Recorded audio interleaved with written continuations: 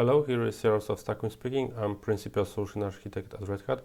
In this presentation, I would like to give you an introduction to services and features of OpenShift that are dedicated for developers to streamline and automate the deployment and delivery of the applications on top of OpenShift.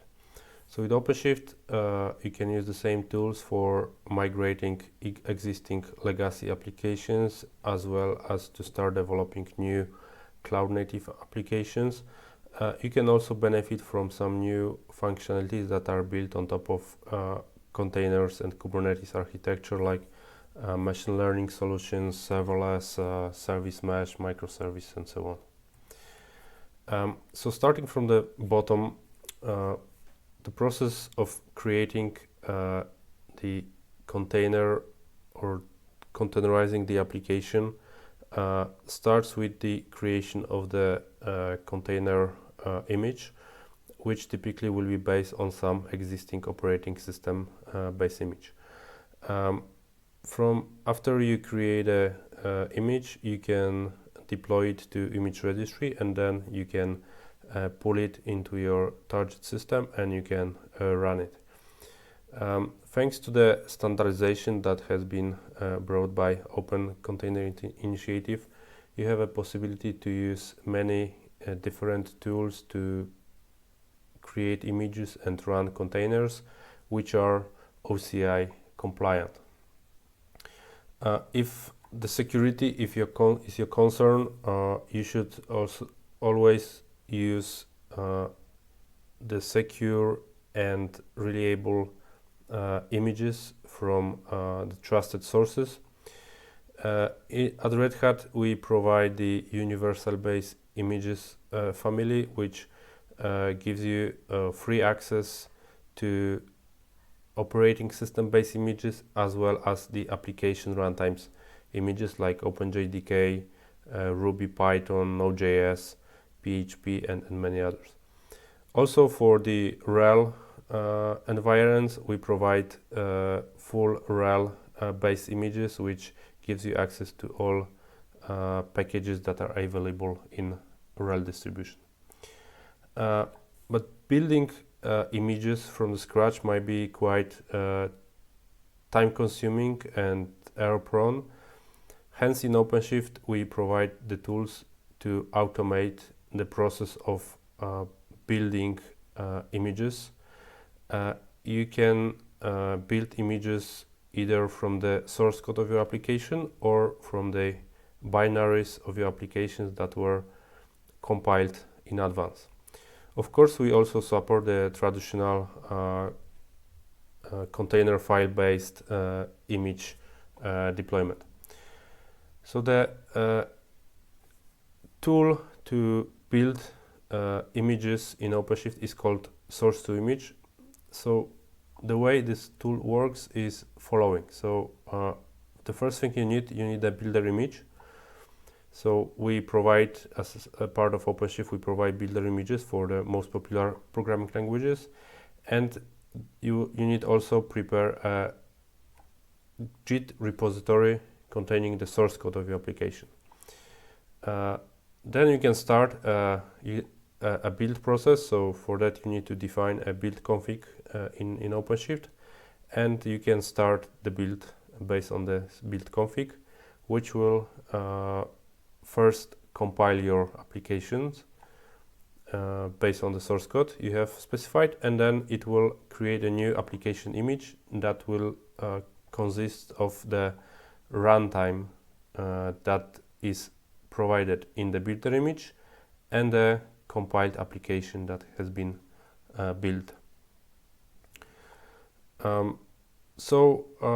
In some environments, you might prefer to split the process of creating an application image into two separate steps. So in the first step, you might want to just build your application, and for that you might prefer to use different build strategies. So not only the source to image, which is the OpenShift native solution, but also some third-party solution, like for example cloud native build packs and some other.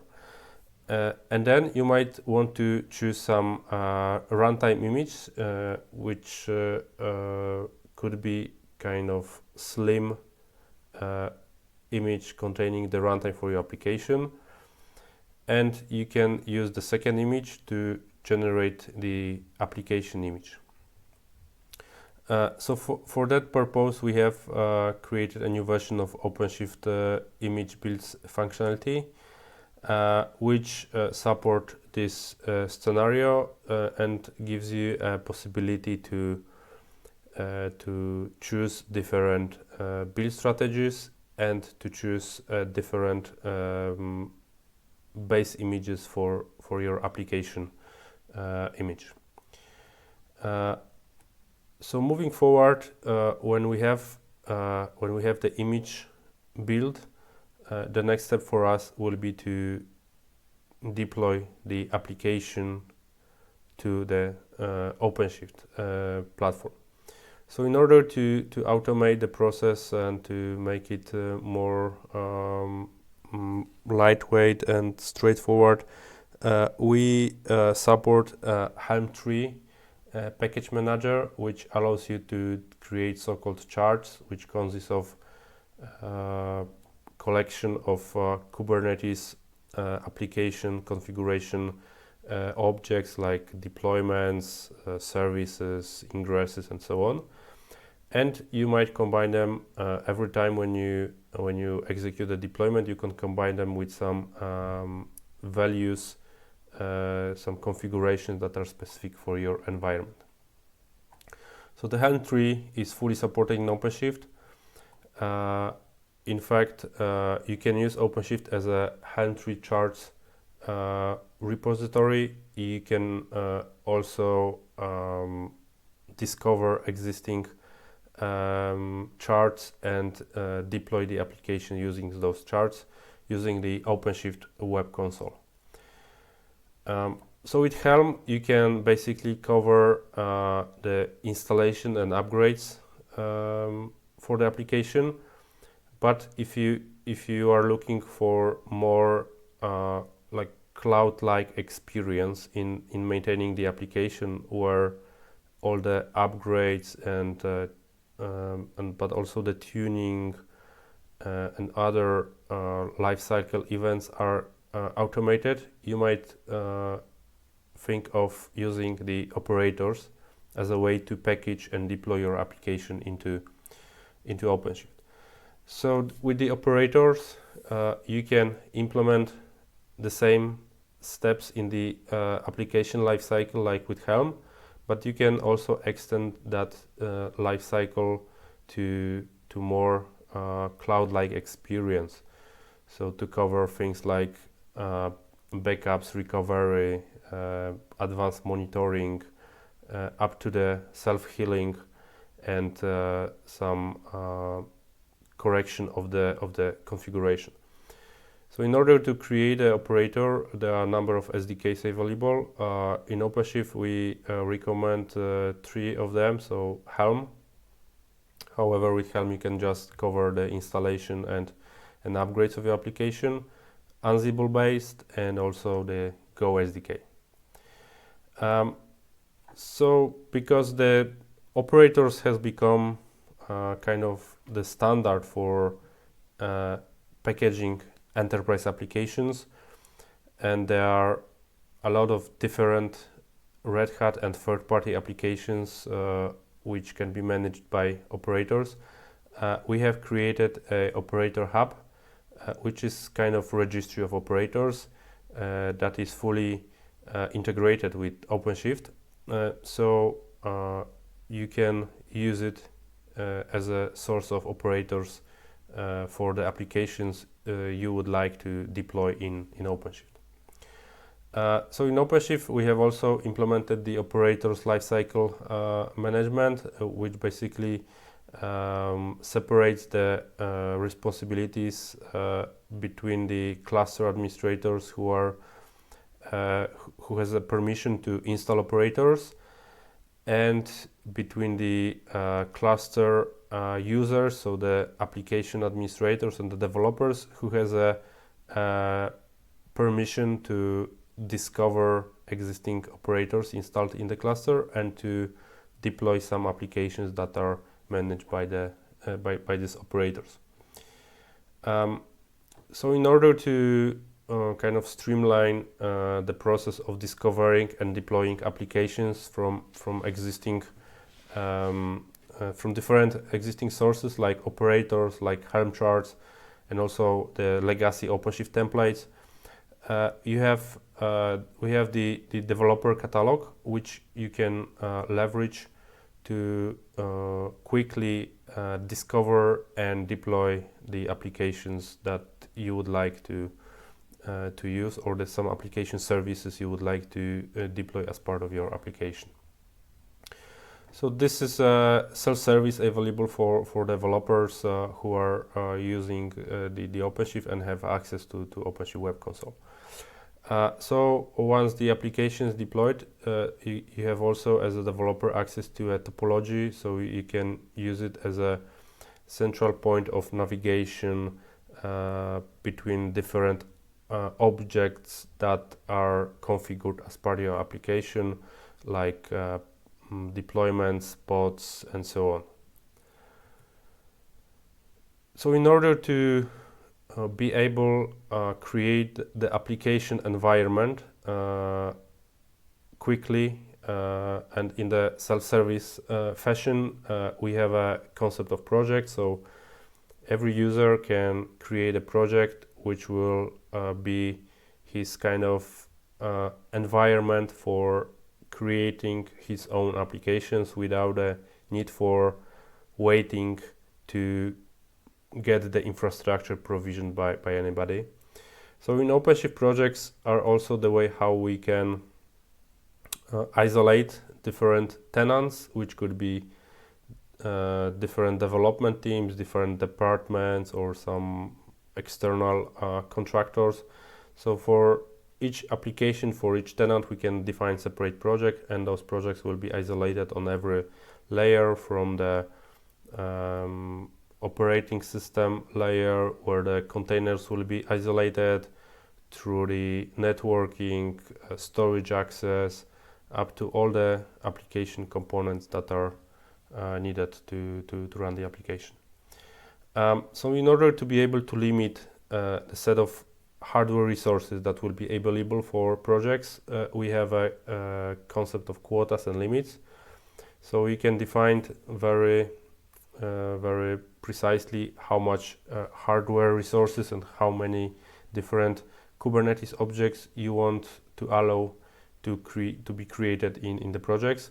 Also, in OpenShift there is a other type of quotas, the cluster quotas, which allows you to define a multi-project quotas that could be assigned to, for example, to some tenants who owns multiple projects within the cluster. So in order to be able to kind of automate the process of creating the projects and some default objects that we want to be present in every project, we have a concept of project templates. So in templates you can put some objects, like for example the quotas I was talking about, but also, for example, the network policies for the network isolation, some roles definitions that you might want to use in your projects, and those objects will be automatically created whenever a new project will be created by the user. So in order to be able to manage the CI/CD processes in OpenShift, we provide the possibility to use the natively built-in CI/CD solution called OpenShift Pipelines, which is based on the Tecton project. So with this solution, you can build the pipelines either as a YAML file or using the visual pipeline builder, and you can execute those pipelines in the cluster. So here you can see the pipeline builder, which allows you to create very quickly in a visual environment the pipelines, so that you can get very quickly up to speed with this pipelines functionality.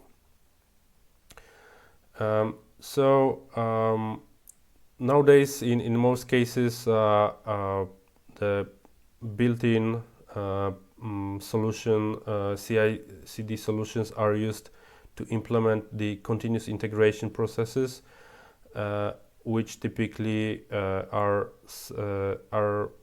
spanning from the building of the container images up to deploying the tested production-ready images to the container repository.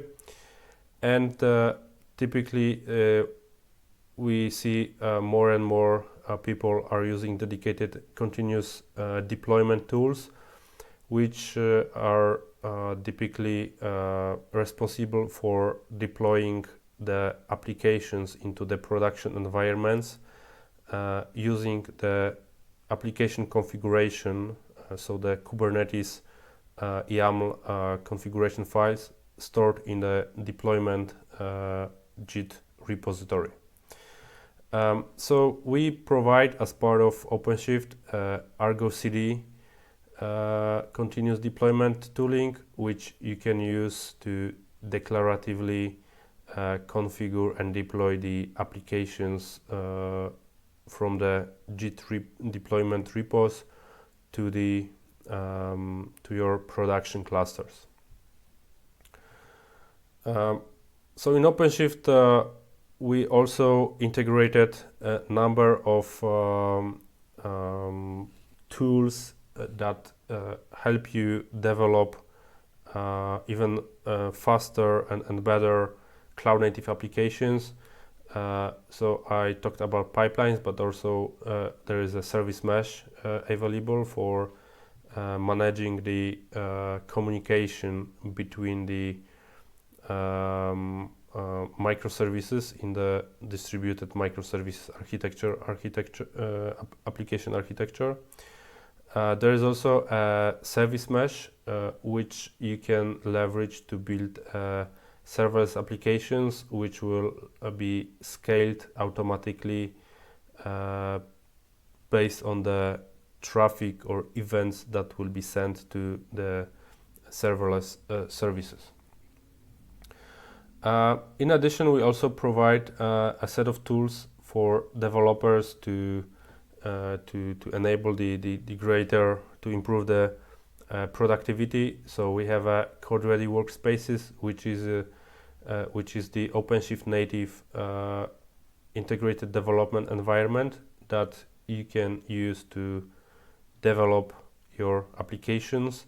And of course, thanks to the integration, the native integration with OpenShift, you can also automate the processes of the CI and CD. Then there is a OpenShift Odoo, which is the command line dedicated for developers to be able to quickly spin up and run applications in OpenShift, and also for those who prefer to use the locally IDEs. We have a number of plugins that will help you to streamline the deployment and monitoring and testing the applications running in OpenShift.